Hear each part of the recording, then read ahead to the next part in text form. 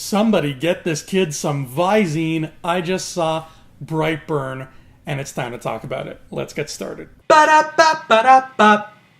Hello everybody, welcome to Thumb Together. My name is Andrew Fantasia, and today we're going to be talking about Brightburn together. As usual, if you enjoy this video, please feel free to give it a thumbs up and give some love to that subscribe button as well.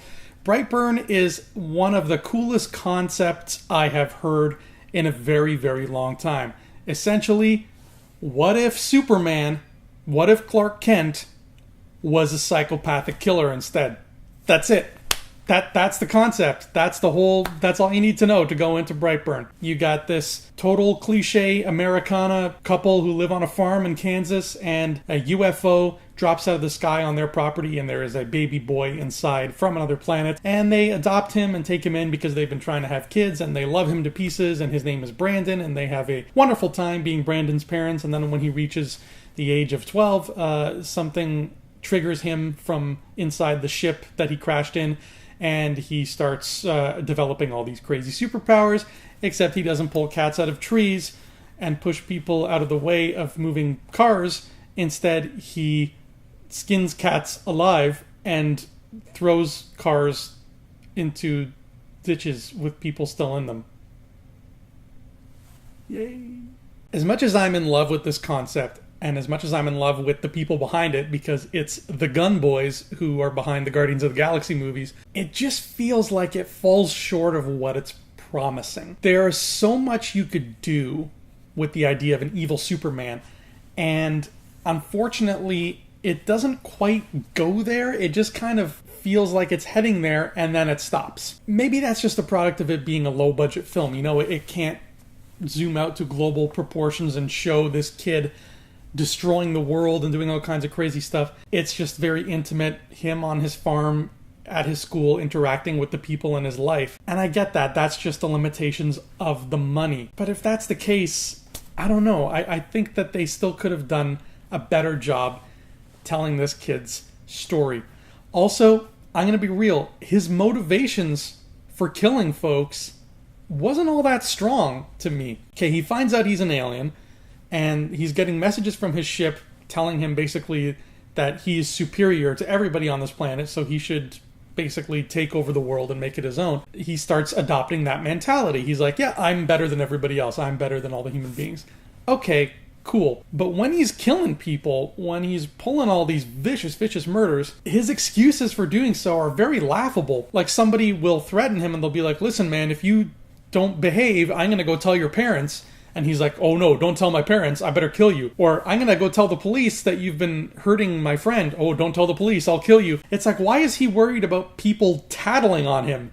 Dude, you have Superman powers. If the police come after you, I'm sure you'll be able to get away just fine. And guess what? At the end of the movie, that's precisely what happens. Without spoiling too much, the police get involved, but there's still no match for Brandon the Brightburn Briars. Say that 74 times fast. I dare you. And we get so many moments of that in this movie. We get so many moments of somebody saying, Brandon, I'm going to have to tell insert authority figure here that you've been misbehaving. And he's like, you don't want to do that or I'll kill you. And it's like, dude, why are you concerned that they're going to tell the authorities? Why does your parents knowing about you matter if you're invincible? What is the point? So it really just felt kind of silly. Fine, tell people that I've been slaughtering things. Tell them. See if I care. I can fly, and I have heat vision. Go ahead. I'll wait. Tell the principal. That being said, this is an R-rated horror film, and that, I think, was the best aspect of what Brightburn had to offer, because when somebody with Superman powers murders a human being, maliciously so, it gets graphic. Now, there's only a small handful of characters in the movie, so there's only a small handful of murders that Brandon commits. But when he does, man, holy shit, it's bloody, and it's messy, and it looks friggin' cool. However, if you got a weak stomach, I just gotta throw a caution out there for you. I don't mind gore and visceral stuff. I mean, I've watched the Saw movies, I'm fine with them. Hell, I've watched John Wick, I'm fine with that too. And most of the stuff in Brightburn is okay. But when you start messing with eyeballs, that's when I have to say no and turn away from the screen. And there's some eyeball moments in Brightburn. There was one moment in particular where like for the first time in as long as I can remember, I had to go like this.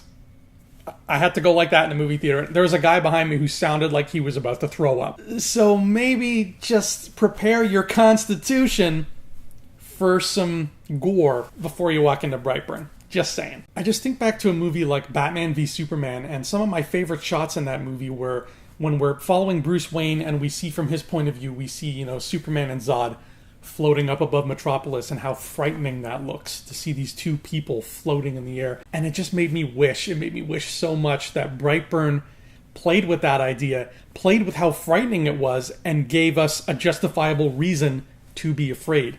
It gave us that moment of being like, yeah, you should be afraid of this kid, because guess what? He's going to pick up a plane full of 230 passengers and throw it at you. Have fun.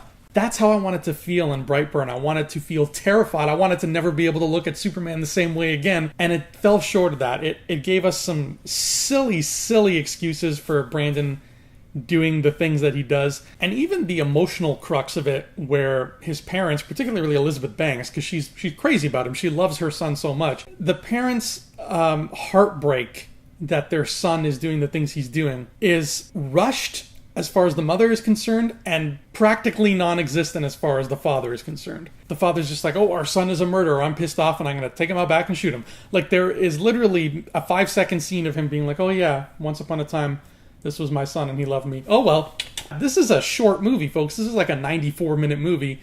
You're going to be out of there before you know it. And they could have padded that out a bit more and given us more of a reason to feel sorry for these parents, given us more of a reason to maybe even sympathize with Brandon. We don't sympathize at all. We're just like, this kid is a jerk. He's a stereotypical creepy kid who just kind of stares at things and is like, I give one-word answers, and I'm creepy, and I'm going to watch you without blinking. Please don't tell my parents I'm watching you without blinking, or I might have to kill you. More time and more commitment to the theme is what I think Brightburn needed to push it to the level of being like, hey, this is a success. This is a great movie. I want to watch this again. I want to own it. Right now, it just feels kind of like a cheap Netflix movie. And I'm sorry to say that, because I want to support original films, and I want to give them the credit that they're due. And this is original, and the concept is beautiful, and it just didn't hit me the way I think it should have. So that's Brightburn. That is Thumb Together. My name is Andrew Fantasia. Thank you so much for tuning in. Don't forget, if you are in the Toronto area on July 12th, 2019, come on down to the Power Up Game Bar, where you can chat with me and get a copy, let me pick it up right now, of Side Scroller, my novel, at a special price, one night only. That's July 12th at the Power Up Game Bar in downtown Toronto. I will hopefully see you there. So thanks for watching, everybody. I'll see you here next time. Until then, adios.